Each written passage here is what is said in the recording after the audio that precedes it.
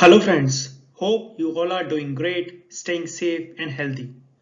Today we are going to discuss about JP Morgan Scrum Master interview questions and answers. It's a part 2 of this video.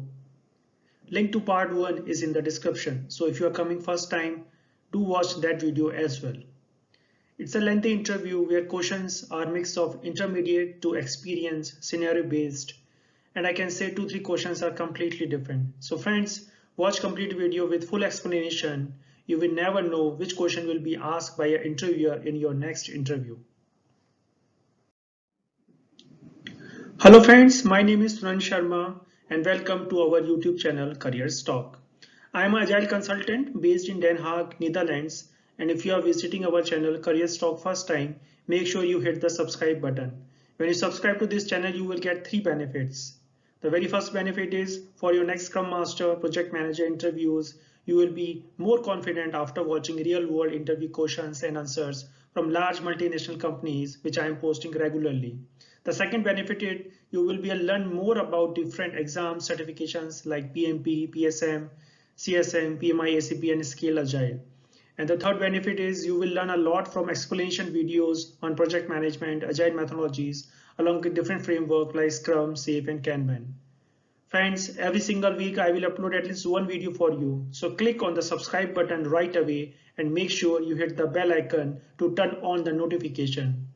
Friends, at the end of the video, if you like my efforts, please hit like button. Your one like is big motivation for me. So friends, let's start with JP Morgan Scrum Master interview questions and answers. Friends, best way to benefit from this video is to pause the video after every questions and try to frame your own answer and then compare with given answer. Look towards these answers as pointers only and always try to add your real world example, infuse your experience in answers to make them unique. Friends, interview consists of 3 rounds which may take 6 to 8 weeks. The very first round is a technical telephonic round which may take 45 to 60 minutes. The second round is again a technical one that could be a WebEx that again consists of 45 to 60 minutes, and the third round is a HR round.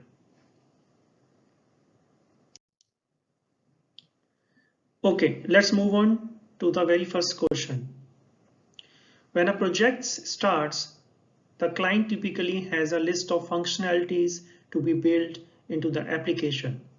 The client has his own deadlines to go to the market, so it's a valid that he needs to know a date so that he can tell the rest of a business when the applications arrives. Since the team cannot plan out more than one sprint at a time, there is a typically no visibility on the end date. The client says, I have already told you exactly what functionality I need. Tell me when you can build this app. How do you deal with a situation like this? Friends, it's an interesting scenario-based question. Let's try to find out the answer.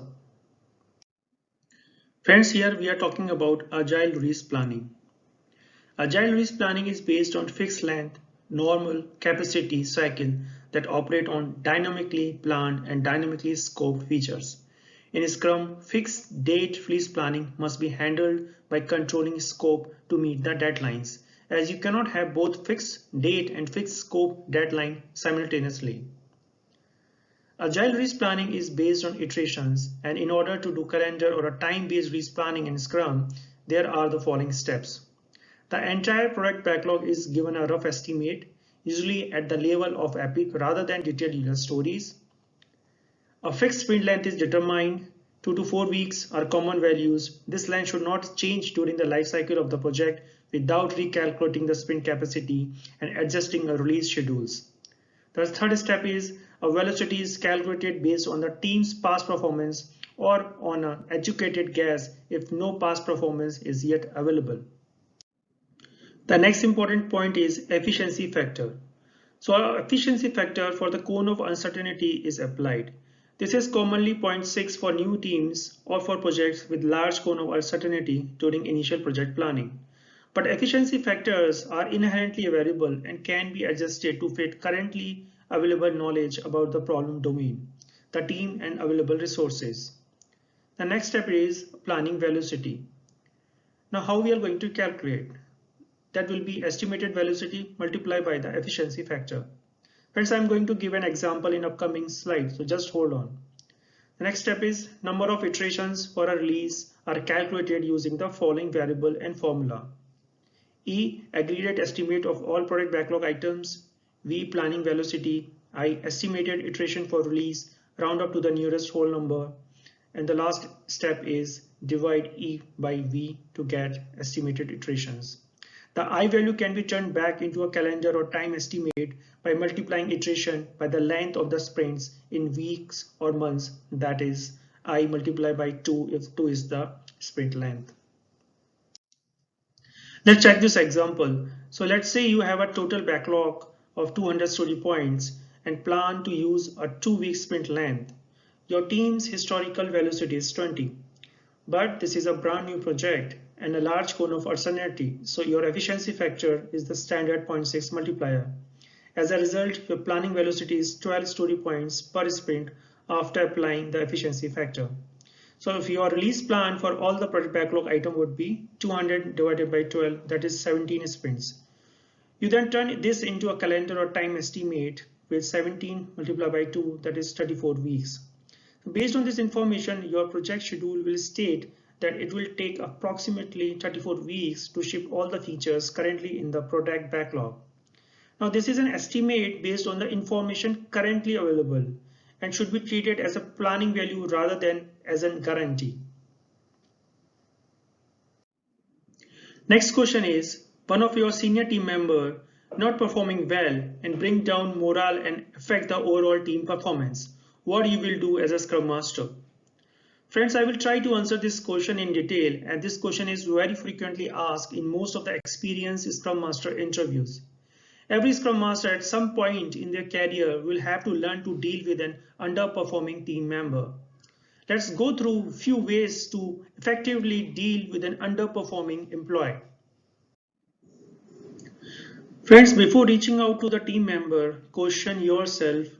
Ideally, all team members should understand what is expected of them.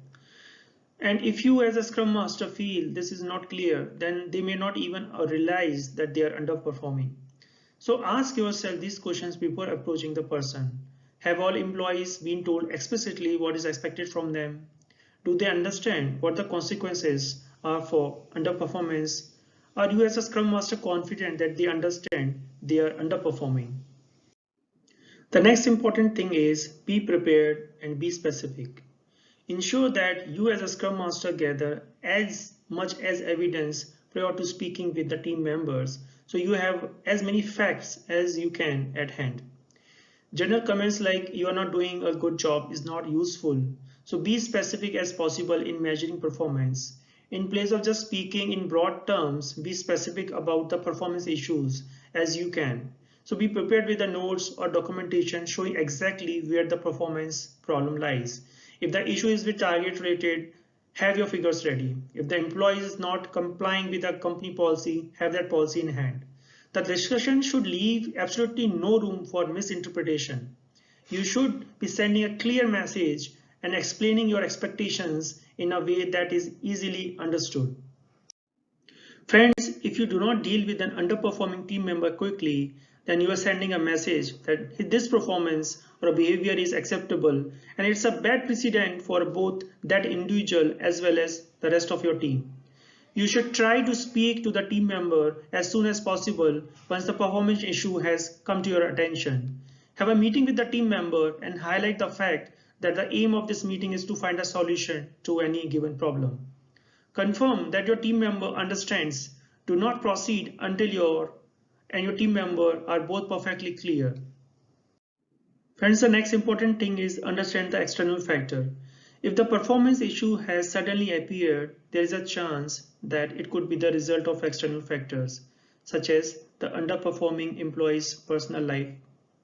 It could be a temporary situation such as relationship issues or moving house or a new child.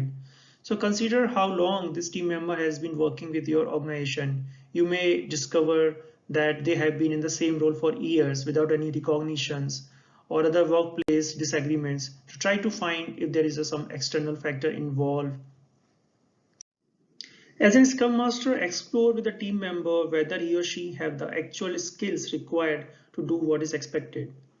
Given the pace of change of technology, it's easy for people's skill to become outdated. You should ensure that you are giving all team members appropriate trainings, which include your expectation of performance in a clear and concise way. Make sure to document this and do not leave it to a verbal discussion only. It's very important when dealing with an underperforming team members that you include them in creating individual performance targets. Ask team member how they would like to improve, what they would like to achieve, and any new skills they wish to learn. Ask questions together like what can we do together to prevent these performance issues in the future? What are we doing to ensure these issues improve? What can other members of the team do to contribute? This encourages better personal buy-in to the performance goal rather than you simply dictating what you expect.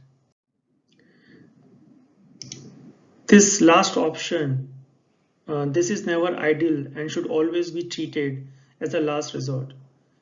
It is after all better for the team and the organization. Holding on to an underachieving team member can result in a ripple effect of negativity, low morale and poor quality of work. Sometimes there are no opportunities for reassignment and refitting is not appropriate for the organization. In these cases, the best solution for everyone involved is for the employees to find other work. There are potential negative consequences of retaining a poor performer.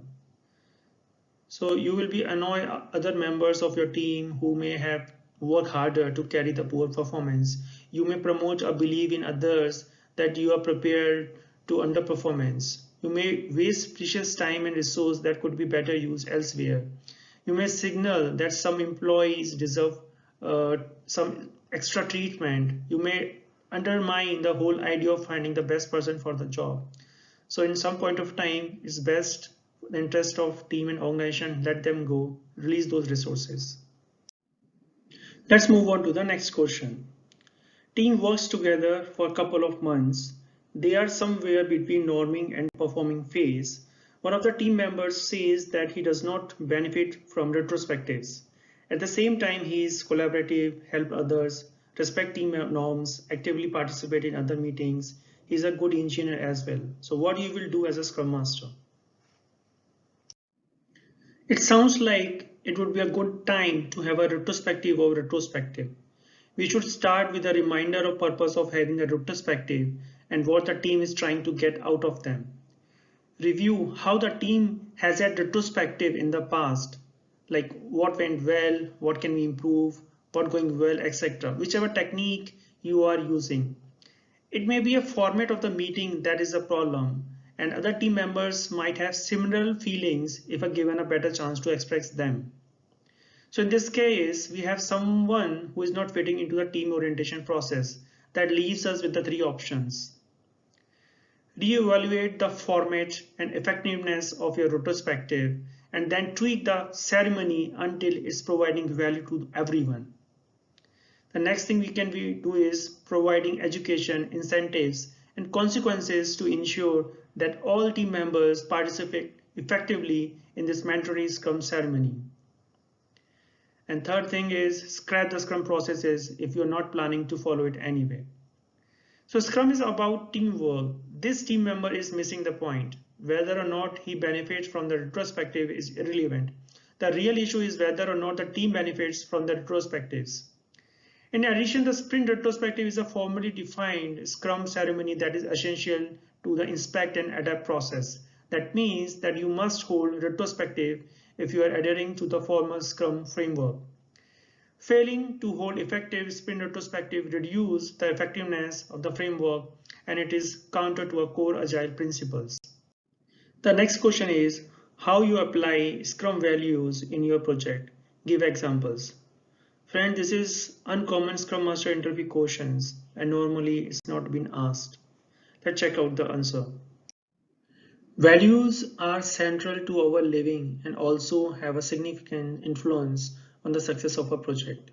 In Agile project, values have a high importance so that project team works together even more successfully and deliver innovative solutions in a short time.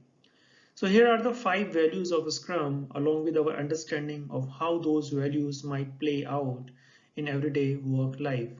The very first one is courage. So Scrum team members have the courage to do the right things and work on tough problems. Now Scrum values the courage of each individual contributor to the team.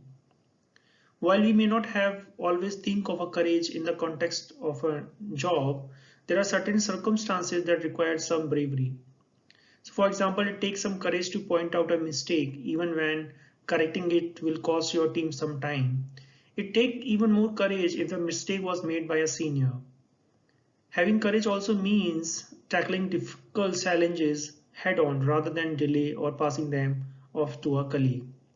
As a Scrum Master, you often have to courageous to protect the development team from external influences. Courage thrives when teamwork is characterized by openness and respect. Scrum's interactive incremental approach and time boxing allow the development team to focus better while working. Once the sprint has started, only one thing applies: to implement the backlog items. That alone is the focus of the development team. The development team members should preferably work together on a single project. The tasks, requirements in the backlog items must be clearly known so that concentrated work can be carried out. The backlog items are developed one after the other. Only one item is worked on if possible, and the definition of done also make it clear when an item is completed. The product owner focus on description of ideas, concepts, and properties of the product. The Scrum Master focuses on compliance with the Scrum rules, regulations. They do everything to improve the productivity of the development team and to keep all disturbing influences away from the development team. The value commitment in Scrum is often interpreted as the development team is personally committed to achieve the set goals. This includes, for example, completing the backlog items for the sprint by the end of the sprint. You can imagine this, of course, not always easy, as the team is highly dependent on the outside world. For example, various dependencies, questions remain unanswered, or decisions are not made.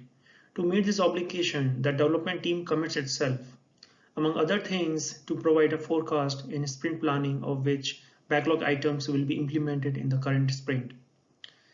The value of commitment is much broader to understand because this also includes commitment to the team, to quality, to cooperation, to the learning.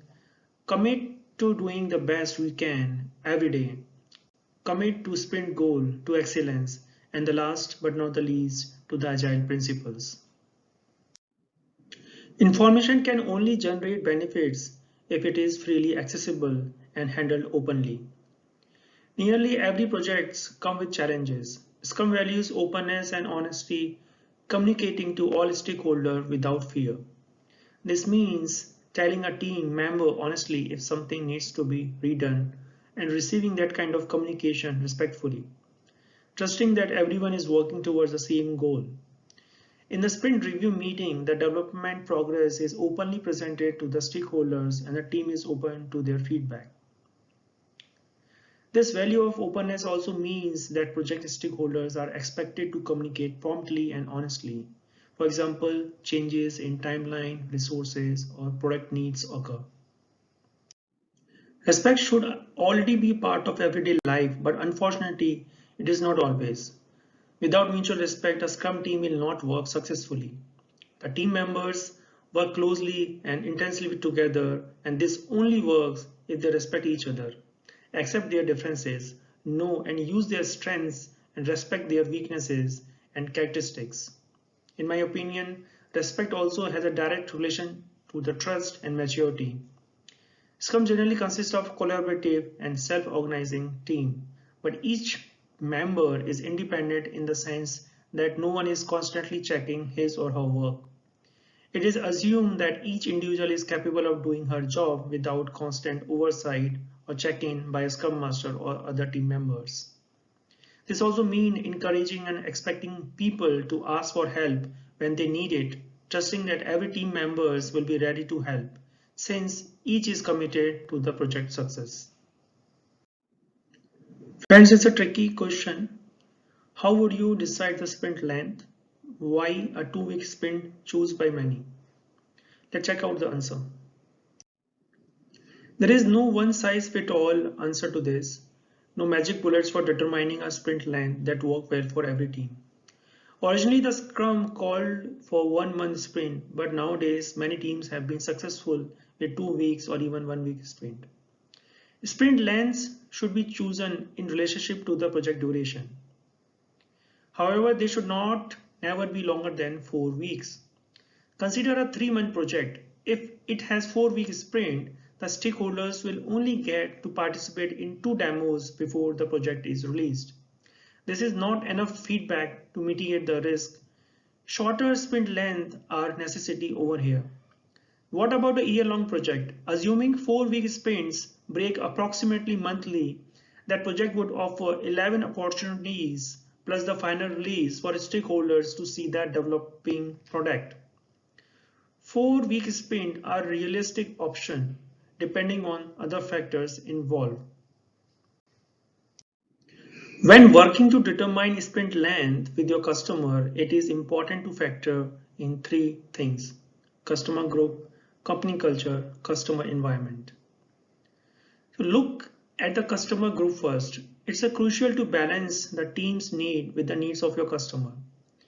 Having a 1-week sprint might solve some team problem, but could put too much stress on the team's relationship with the customer. Next, examine the customer's company culture. Is it working with a Scrum team new to the company and its culture? Is it perhaps being tested in a pilot group? If so, consider that short sprint may give a false impression that a Scrum team put under pressure on the customer. The environment in which the customer conducts business can also affect the project. Environmental factors such as regulatory issues are often overlooked, but from my experience often affect what the team can deliver and when. So if your team has a large number of regulatory issues to contend with, you will probably want to choose a sprint length of at least 2 weeks. 3 or 4 may be ideal because of the amount of compliance assessment and audits that will need to occur before any software can truly be considered shippable. The Scrum team itself is a factor in determining sprint length. Let's consider below: team experience with Scrum, team engineering capabilities, that is test-driven development, continuous integration, peer programming, etc. Team ability to decompose work. As a rule, an inexperienced Scrum team should stick with a 2 or 4 week sprint, as a 1 week sprint is much more advanced and better suited for established teams that have a good working relationship, excellent engineering practices, and we adopt and confident in decomposing work. Determining sprint length does not need to be a daunting task, but it does require thoughtful consideration. We can thought of the following reason that why a 2-week sprint chosen by many organizations. So very first is more frequent demos, which mean more opportunities to ensure the solution is aligned with real needs. The second is more frequent retrospectives, which mean more opportunities to experiment and improve on the agile processes. The third is more frequent metric data points, which means seeing trends sooner and taking corrective action sooner. The fourth is more frequent agile ceremonies, which means new teams will learn and internalize them faster. The next question is, you are a Scrum Master on a relatively new Scrum team. Management wants you to handle all client communication surrounding the actual release process, compiling the list of issues at the end of the sprint to send to the client for validation, along with client-friendly summaries and screenshots, updating user stories with client notes, getting sign off on the list of features, fixes. Are you ready to accept these responsibilities? Friends, it's need courage to reply to this question. You can say something like, honestly, the values and the principles of Agile Manifesto argue strongly against your current implementation. The sprint review is meant to be a collaborative exercise that includes the stakeholders, not a meeting that results in an indirect report to be forwarded to the stakeholders. In addition, the Agile Manifesto and its principles talks about customer collaboration over contract negotiation, talk about business people and the developer must work together daily throughout the project. The most efficient and effective method of conveying information to a development team is a face-to-face conversation. Clients notes, post-sprint validations and sign-offs, and summaries and screenshots instead of sprint demos are all red flags that your process is not adhering to either the Scrum framework or to the Agile values and principles. Your team, your organization, and your stakeholder should all carefully re-evaluate whether you really want to commit to an agile process based on real collaboration or whether someone just wants to try to disguise a more traditional project framework with a few loosely applied Scrum ceremonies. Friends, I think it's a tricky question and they want to check whether you actually imbibe the agile rules, regulation, principles. Friends, next question is how you manage risk in agile projects. Friends, you can continue with this video if you haven't seen my earlier video on agile risk management where I talks about risk burndown chart. So if you watched that, you can skip this or else continue with the video. Hope by now you like the video. Please hit like and subscribe for more similar videos. Let's see what is risk. So risk is something that may occur and cause unexpected or unanticipated outcomes to your project. Whether your project is a big or a small, there are bound to be some risk involved.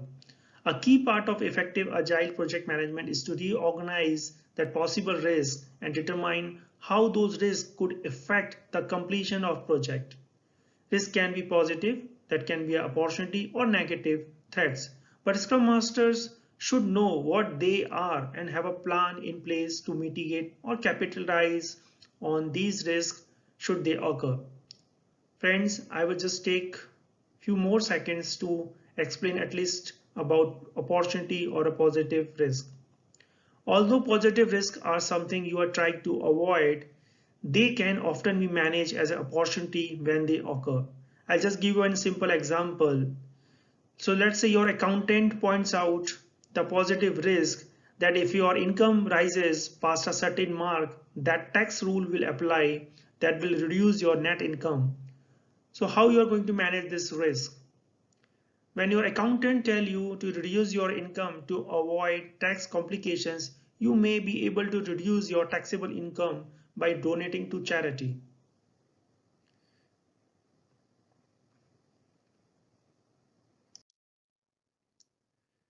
In the agile management process, it is a good idea to have a risk register.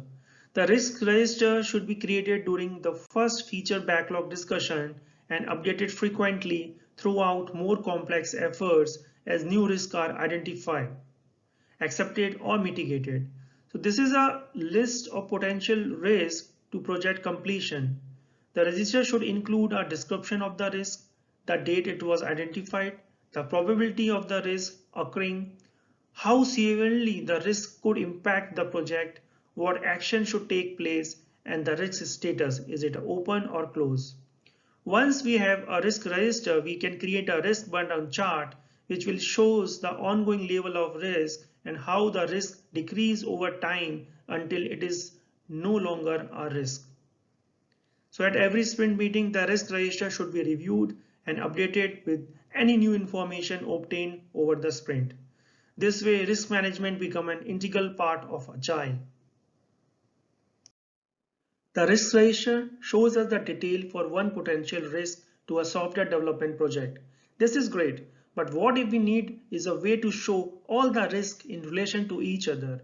Using the risk register, we can create a risk burndown table that will eventually use to create a risk burndown chart. We'll discuss all this in detail in upcoming slides. You can see the exposure is nothing but the probability into size of loss or the impact.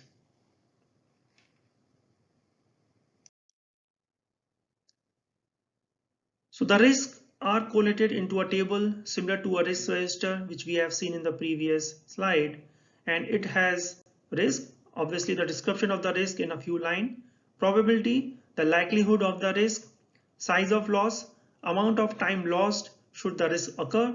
This could be represented in the days or story points, exposure, This is compounded as a product of the probability and size of loss. So what is probability? A percentage of probability is estimated. The probability is the likelihood that the risk will occur. Probability metrics can be categorized to provide consistency among a team. So below you can see is an example. Low probability items we can categorize as 1 to 40%, medium probability items 50 to 70%, and high probability items that is 70 to 100%. So it is important to get an agreement among key Scrum team members and stakeholders on the probability matrices. As a next step, each risk is assigned an anticipated number of days that the risk would negatively affect delivery of a feature. If a feature does not have well-defined user stories and it has been accepted into the next sprint, then there could be a risk of delay in the number of days that it will take to deliver the features. Once each risk has a size of loss metric estimated by the number of days, that number is multiplied with the probability to determine the risk exposure in days. The risk register is re-evaluated at every sprint meetings. Its values are adjusted based on the current assessment of the existing and new risk. This would define a new value for the consolidated risk exposure. The risk burndown chart can be created by plotting the consolidated risk exposure across the number of sprints run by the team. An example is shown below.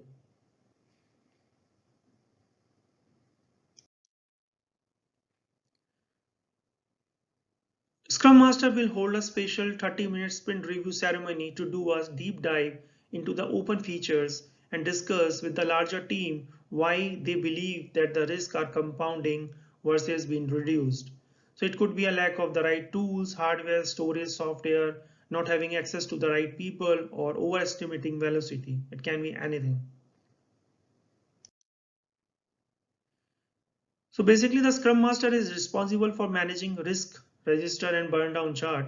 So all team members have a responsibility to pause a project if the complexity and the number of risks increases significantly without explanation during the life of a project.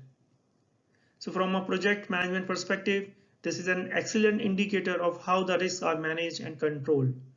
And friends, similar to the other burn down charts, the ideal burn down would be a linear decrease of consolidated risk exposure over the sprints.